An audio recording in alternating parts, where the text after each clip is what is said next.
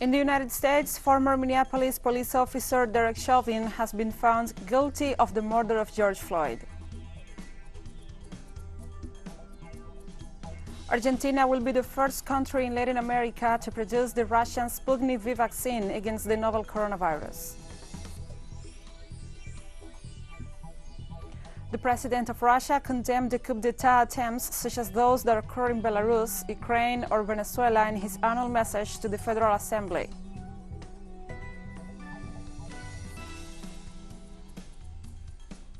From the headquarters of TeleSUR English in Havana, Cuba, this is From the South. I'm Gladys Quesada. In the United States, former Minneapolis police officer Derek Chauvin has been found guilty of the murder of George Floyd. The verdict was announced after some 10 hours of deliberations by jurors following the closing arguments of the prosecution and defense on Monday. Chauvin was remanded in custody and his bail was revoked following the verdict, in which he was found guilty of all three charges: unintentional second-degree murder, third-degree murder, and second-degree manslaughter. Crowds gathered outside the Hennepin County Courthouse where the trial took place as they awaited the verdict, as well as outside Cup Foods, the store in front of which Derek Chauvin kneeled on Floyd's neck for over 9 minutes, a killing that was caught on bystander video footage and sparked massive protests both in the United States and across the world against police brutality and systemic racism. The jury in the above entitled matter.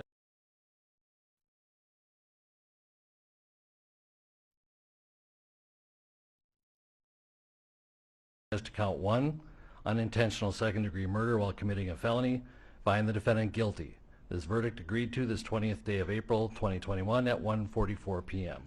Signed, juror foreperson, juror number 19. Same caption, verdict count 2. We, the jury in the above entitled matter as to count 2, third-degree murder, perpetrating an eminently dangerous act, find the defendant guilty. This verdict agreed to this 20th day of April 2021 at 1:45 p.m. Signed by jury foreperson, juror number 19. Same caption, verdict count 3. We, the jury in the above entitled matter as to count 3, second-degree manslaughter, culpable negligence, creating an unreasonable risk, find the defendant guilty. This verdict agreed to this 20th day of April 2021 at 1:45 p.m. A crowd gathered outside the downtown Minneapolis courtroom and erupted in cheers after white former police officer Derek Chauvin was found guilty of murdering African-American George Floyd this Tuesday. The racially charged, high-profile trial was seen as a pivotal test of police accountability in the United States, with the verdict sparking reactions from key figures across the globe. Despite the guilty verdict, those struggling against systemic racism and police brutality, such as the Black Lives Matter movement, have stressed that the true justice is yet to be done. Relief, just relief. There was so much just anxiety and so much just pressure from what I felt like could be a powder keg type situation, and hopefully that is just relieved now. I'm just happy for my city. Overwhelmed, I'm grateful, I'm relieved, so I feel grounded, I can feel my feet on the concrete. I'm super grateful that this is the verdict and that we can now move to the next case with joy and hope and optimism and strength. That's what I'm grateful for right now. Relief. Among the reactions to the guilty verdict against Derek Chauvin, former U.S. President Barack Obama tweeted that the jury did the right thing in convicting the former officer on all counts. Obama also released a statement alongside his wife, Michelle, stressing that concrete reforms need to follow that will reduce and ultimately eliminate racial bias in the United States criminal justice system. The National Basketball Association also reacted to the news, releasing a statement saying that the justice appeared to have been served and that efforts will be redoubled in order to achieve a meaningful change. Meanwhile, the Black Lives Matter movement tweeted that we had not to endure 330 days to confirm what we already knew about a murder witnessed by millions. The movement stressed that this verdict is not proof that the system works, but rather it is a proof of how broken it is.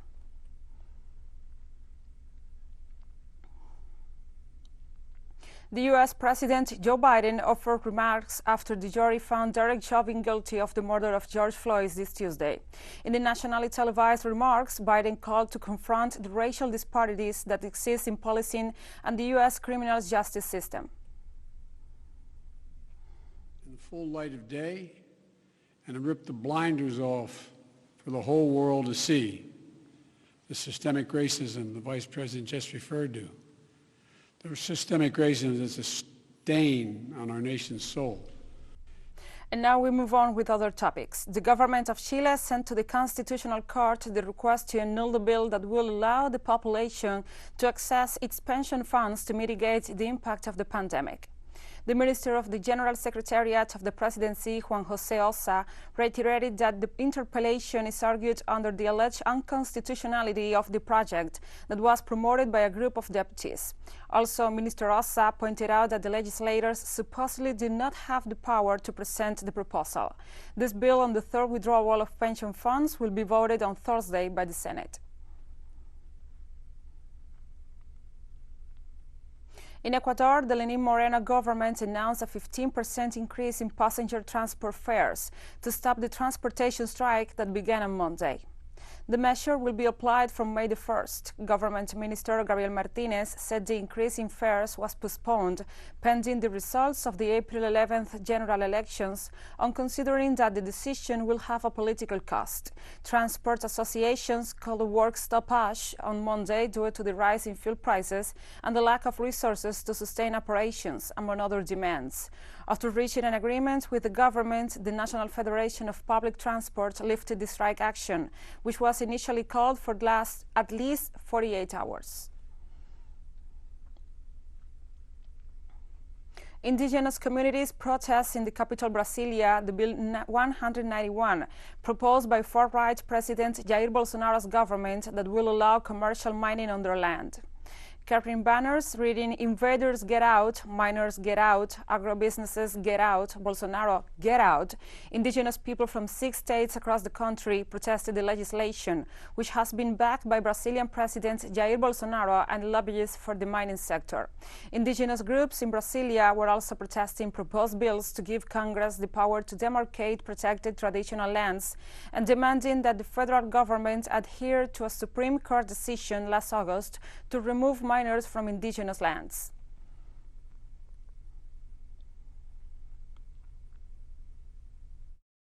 We are fighting against the Bill Project 191, which allows for mining indigenous territories, and we know that honest mining is allowed. It brings not only mining, it brings illegal mining, prostitution, all the problems they cause in our territory. We are here to reject that. We do not trust the environment minister. He goes quietly within our territories to meet with whoever he wants to try to allow this kind of dead project in indigenous territories. Heads of states and governments are preparing to participate this Wednesday in the 27th Ibero-American Summit. The appointment will be held in a semi-classroom manner as preventive measure against COVID-19. The topic of discussion will focus on articulating policies to help reduce the incidence of contagion and death caused by COVID-19 globally. Countries such as Cuba and Venezuela plan to encourage efforts to break with vaccine hoarding and democratize its distribution for the good developing peoples. The activity will be chaired from Andorra with the presence of the leaders of Spain and Portugal and the presidents of Guatemala and Dominican Republic.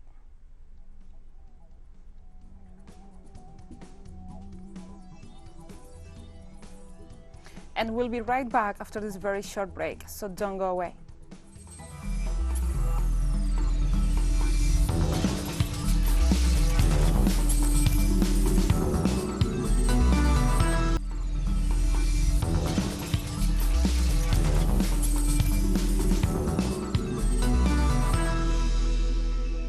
Welcome back to From the South. Argentina will be the first country in Latin America to produce the Russian Sputnik V vaccine against the novel coronavirus. Fall production of the drug is expected to begin in June. According to the Russian Fund for Direct Investment, the first batch of vaccines will be sent to the Gamaleya Research Institute in Russia for quality control. After approval that they meet the requirements, Argentina will be able to export doses to other countries in South and Central America. Argentina was the first Latin American country to authorize the use of Sputnik V and began vaccinations with the shots on December 29th. President Alberto Fernandez has highlighted that the Russian vaccine has shown excellent results and stressed that its manufacture in Argentina represents a great opportunity in the fight against the pandemic, not only for his own country, but for the entire region.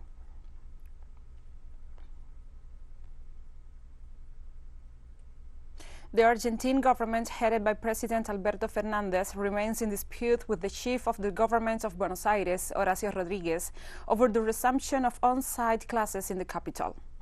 Teachers affiliated to the Union of Education Workers held a second day of strike action following the decision by a Buenos Aires court to reopen schools on Monday, overruling a federal decree that ordered a 2-week closure to curb rising coronavirus cases. Meanwhile, the Supreme Court of Justice declared on Monday that it has jurisdiction to rule on the request to declare the presidential decree unconstitutional, meaning the Argentine government has 5 days to justify its position before the top court.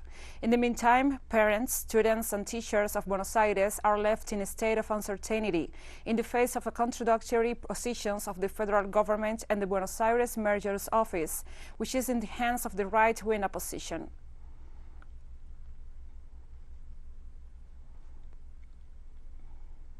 Peruvian public health workers are offering home visits in the capital Lima to apply the Pfizer COVID-19 vaccine to older adults who are unable to leave their homes to receive the jabs.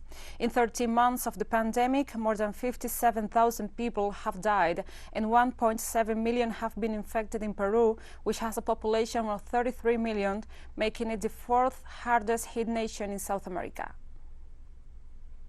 Because the fact that they are protected is the main thing, because we take care of them like gold, because there are 6 of us siblings all looking out for their health. I hope that soon we can all be vaccinated. But for now, the most important thing here at home is my mom, already vaccinated. She is the oldest person who lives with us. Mexico began mass vaccinations on school teachers on Tuesday in hopes of reopening classrooms in states with lower rates of COVID-19 infection. The country is in a race against time to get its population vaccinated, as case numbers have begun to rise again and the estimated total death toll from COVID-19, beyond official figures and according to the Health Ministry data, has surpassed 300,000. So far, only the southern state of Campeche has reopened schools. After teachers were vaccinated, there is a priority group. The government has approved 7 different vaccines and is currently using 5, including the Pfizer shots, 2 Chinese jabs, and Russia's Sputnik V vaccine. This Tuesday, Cuba reported a new daily record for COVID-19 cases at 1,183. The country has seen a surge in cases since December, despite the restrictions that remain in place to help curb the spread of the virus. At the same time, progress is being made in the clinical trials of the 5 COVID-19 vaccine candidates developed in the country, 2 of which, Soberano 2 and Abdala, are in the final stage of phase 3 trials, having been administered to tens of thousands of Cubans already. Despite the record figure, the infection rate in the country is still low compared to the rest of the region, and the recovery rate is 94.1%. Russian President Vladimir Putin spoke this Tuesday via telephone with his Cuban counterpart Miguel DiazCanel to discuss issues of bilateral and global interest. Russian authorities indicated that the 2 leaders discussed the need to coordinate efforts in the fight against the COVID-19 pandemic. They also confirmed their intentions to strengthen bilateral cooperation in economic and trade matters, among other sectors, while pledging to intensify dialogue mechanism between the 2 nations.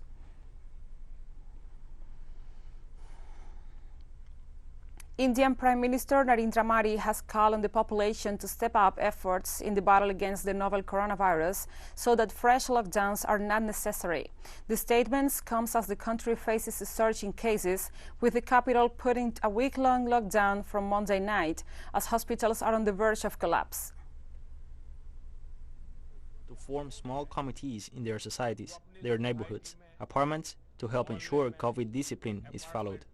If we do this, then governments won't have to make containment zones or enforce curfews and lockdowns. These steps won't be needed. The country is once again fighting a big fight against coronavirus. The situation was under control till a few weeks back, and then this second coronavirus wave came like a storm.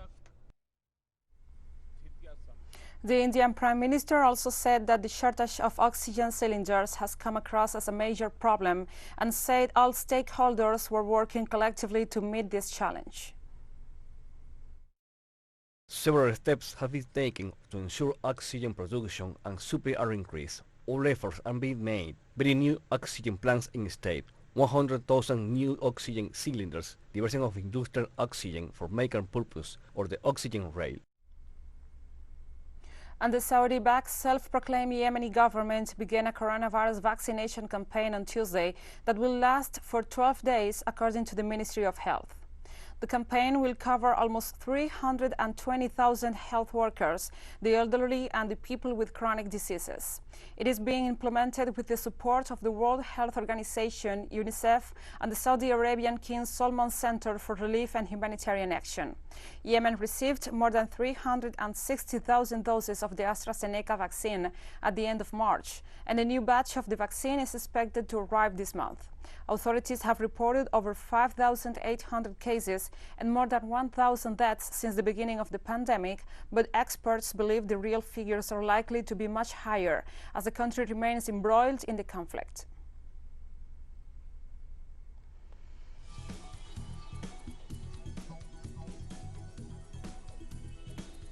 And we have more stories coming up after a final short break, so stay with us.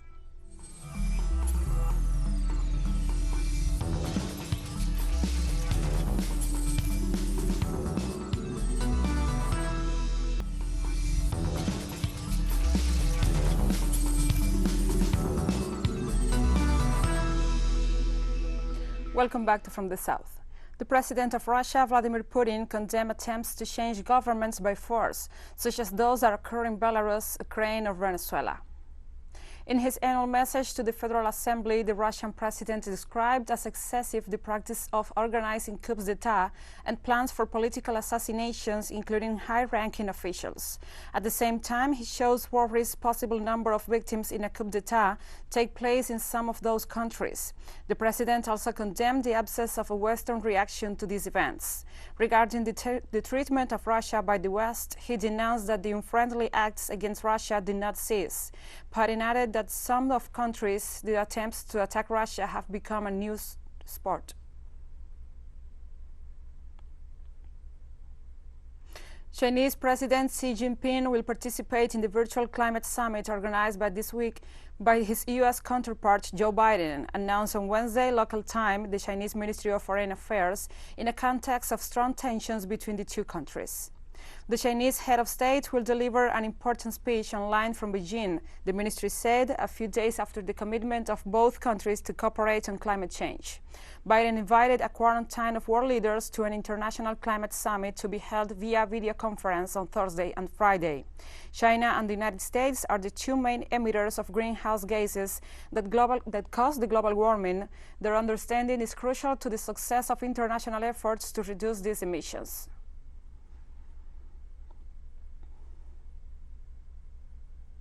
Following the announcement of the death of the president of Chad, the newly appointed Military Transitional Council dissolved parliament, while rebels in the north of the country vowed to take the capital city of N'Djamena.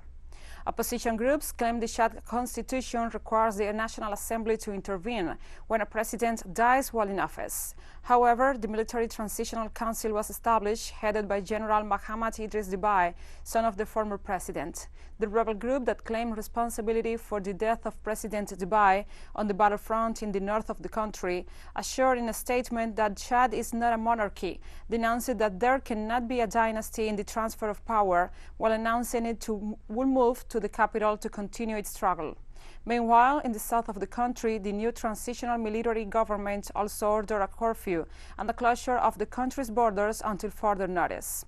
President Deby died from wounds received in combat with rebels last weekend. The African Union expressed its concern regarding the announcements, while France announced its support for the new military government.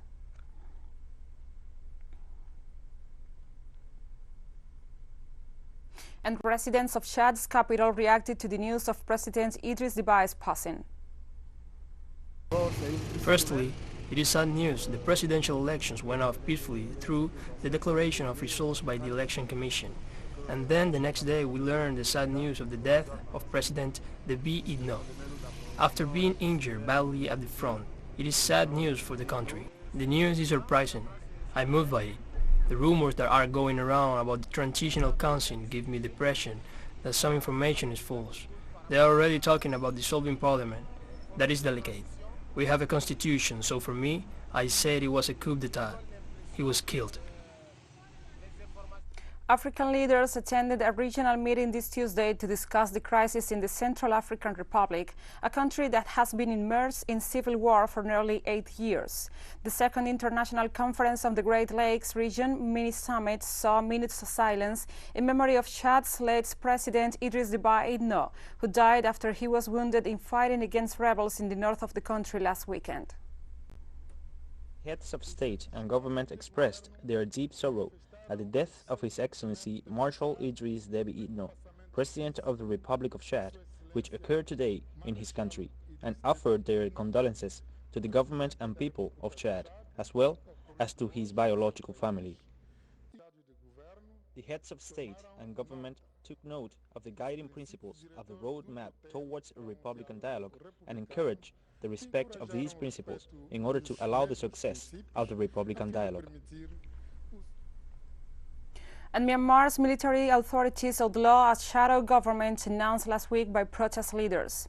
In response, marchers were held again in a number of towns and cities in support for the self-styled National Unity Government, which includes members of ousted President Aung San Suu Kyi's cabinet, representatives of ethnic minority groups and other allies. In turn, the Internal Affairs Ministry declared the clandestine government an unlawful association. The creation of the National Unity Government upped political pressure on the generals as it demanded foreign powers recognize it as the sole lawful administration of Myanmar. The move came ahead of a planned emergency summit of the Association of Southeast Asian Nations this Saturday to discuss the situation in Myanmar and was meant to serve as an alternative to the military junta that has held power since the February 1st takeover.